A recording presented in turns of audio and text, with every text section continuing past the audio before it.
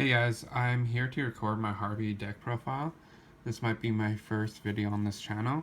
Don't know what my channel is going to be called, but this is a pretty decent Harpy deck, but there are some flaws with it because it's not going to keep up with the highest tier decks. Not yet, until the new support card comes, which is Harpy's Featherstorm, which hasn't came out yet. I'm expecting February release, but the card is going to go up probably to $40, maybe even higher. That's how good the card is. But I'm going to just show you my deck, like get it done quickly. I'll explain some plays, like some cards, because it may be questionable what I play, but some of them is self-explanatory. Okay, so obviously Harpy Lady 1. Well, I play the vanilla. You'll see for one card. 2 Lady 1. Your 3 Chandlers, obviously. 3 Queens. 3 Dancers. Oh, this is much harder than it seems. 3 Harpists. 1 Berry Statue. 1 Summoner Monk. Alright, let's put the monsters to the side. 1 Instant Fusion. Regeki. Soul Charge. This is all self-explanatory. Upstart Goblin to bring in draw power. Foolish Burial to ditch your Harpist. Obviously. This is what I'm talking about. So, you special summon, let's say, for an example, with I can't speak, but okay, let's say you special summon Harpy Lady 1, right? Or Vanilla, right? Effect, chain this if they have monsters on the field, and you gotta special summon as many Harpy Ladies as possible, even in graves. So then you have a field. It's really good. It's a really good card. You guys should read up on it, and it could make tremendously good plays in this deck. I used to run 3, but it got too cloggy, and I decided to run 1. Sorry. Twin Twister, 2 of them. 2 Swallow's Nest. This is the only card that's... I'm trying to look for supers of this, but yeah, 2 Swallow's Nest. Self-explanatory. 2 Signs. 1 Mist Valley. 2 Grounds. 1 Storming. Might replace with a Quaking, but I prefer the Storming right now. 2 Icarus. 2 Parties.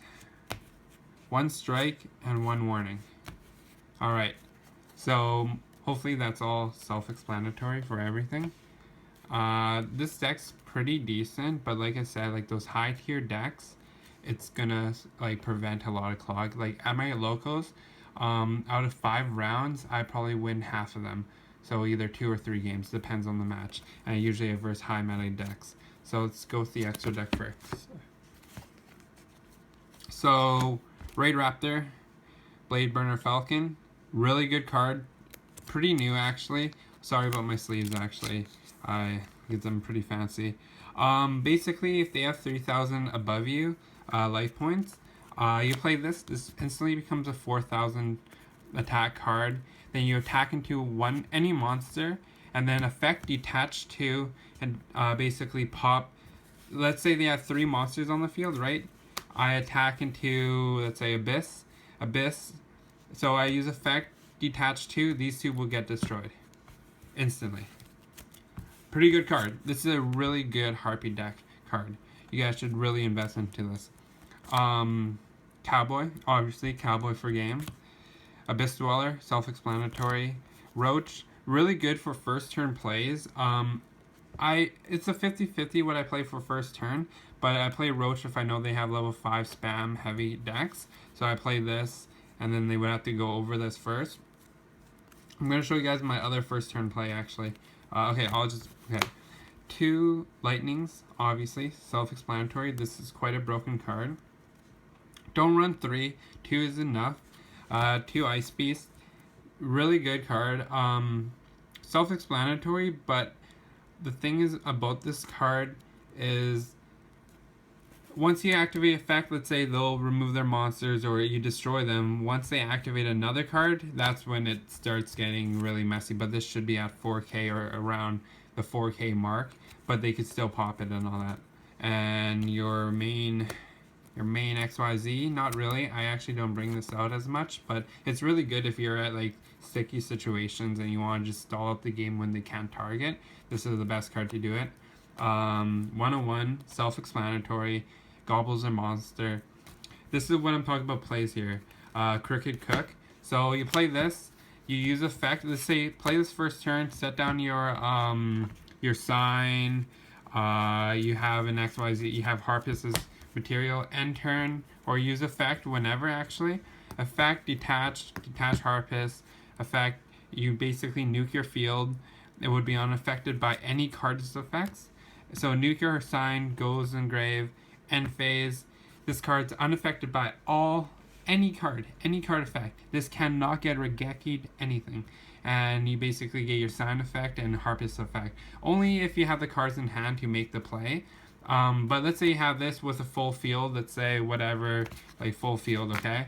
And you know you're pretty screwed. You use the effect, basically nuke your whole field. Black Rose can't even destroy this. Like, that's how good this is. But it's really situational and not the best card, but it's only good for first turn plays or if you could manage it out. Or if you want to stall out the game and you know they can't hit over 23, then you could go for it. Utopia Lightning, self-explanatory, and Norton for Instant Fusion. That's what I play for my extra.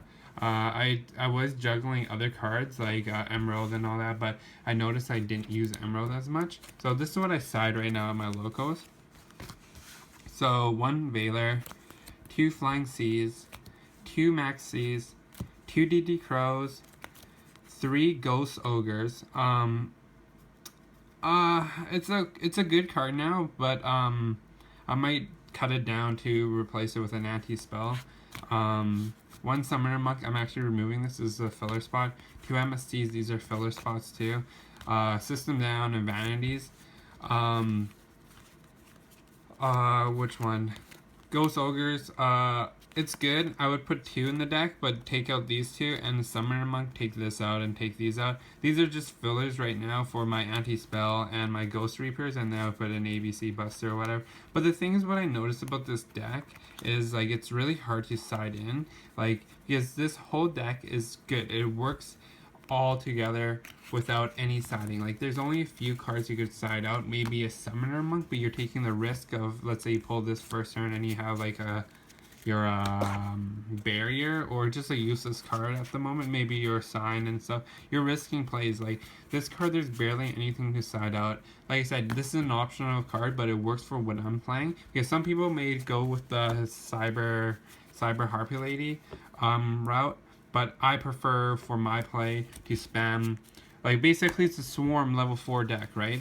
And you gotta make those plays. But basically, it's optional, right? Like, you don't need strikes and Sol mornings. Like, it's good for the deck, but you don't need them, right? Like, okay, you do need them, but you know what I mean, right? Like, some people can't afford a strike, but warnings, yes, but it's only at 1. Then have 2 Great Horns or just anything else, like 2 Icarus. Maybe somebody wants to run 3 Icarus, right? Or, you know what I mean? It's basically up to you for your spells and traps, because it's all by personal preference. Like, some people prefer Quaking Mirror Force over this, or, you know what I mean, like other stuff, right? Like, I prefer the Storming, right? But it's all on your own play. Like, your Divine Wind, it works for Dancer, but a lot of people don't like to use Dancer for their plays, but this, it turns out really good, right? It's just up to you, right? This is my deck, and it, like I said, it can't beat out meta decks just now.